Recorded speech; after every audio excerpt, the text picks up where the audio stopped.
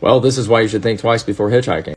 In September of 1978, Mary Vincent, a 15-year-old girl at the time, decided to hitchhike from Berkeley, California to her grandpa's house in Corona, California. That was when a blue van showed up to offer her a ride.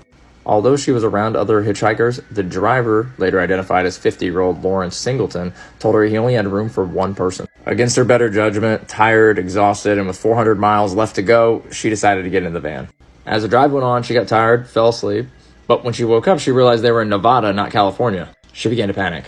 But Lawrence, being the slick willy he was, he assured her it was an honest mistake. But she didn't believe him. So she quickly found a sharp stick in the car and pointed at him and demanded he turn the van around to California and take her back to her grandpa's house. Lawrence calmly apologized and said, "Hey, it was an honest mistake." She believed him and put the stick down. A little ways down the road, he claimed he had to go to the bathroom. He pulled over and she took the opportunity to stretch her leg. And that was when he attacked her. During the attack, he struck her and beat her across the back of her head until she fell, and then he raped her and told her if she screamed, he'd kill her.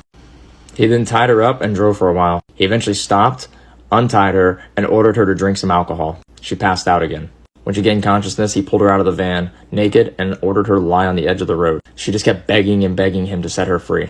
And that's when the unthinkable happened. He severed both of her arms right at her elbow, tossed her down the embankment, and shoved her into a concrete pipe. He said, "Okay, now you're free," and she lost consciousness. Well, miraculously, and despite all the odds, she didn't die. She woke up, worked her way out of the pipe, and mustered enough strength to walk 3 miles out of what later found out was Del Porto Canyon. With her arms raised to stop the bleeding, she made it to a highway and flagged down a car that rushed her to the hospital. After the attack, Mary was able to provide the police with such a detailed description of Lawrence that people immediately identified him from the sketch. But unfortunately, this story isn't over. Amazingly, Mary here, who was able to identify and testify against Lawrence. Lawrence was convicted of multiple charges including kidnapping, attempted murder, and rape.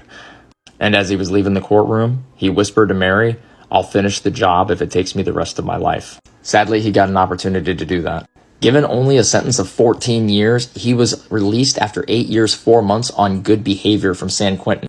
After his release, he moved back to his home state of Florida. Then, on February 1997, 20 years after his attack on Mary, he lured another girl named Roxanne Hayes into his home, where he attacked her. After hearing the screams, the neighbors called the police, and they came in to find him covered in blood and Hayes on the floor. She'd been stabbed to death.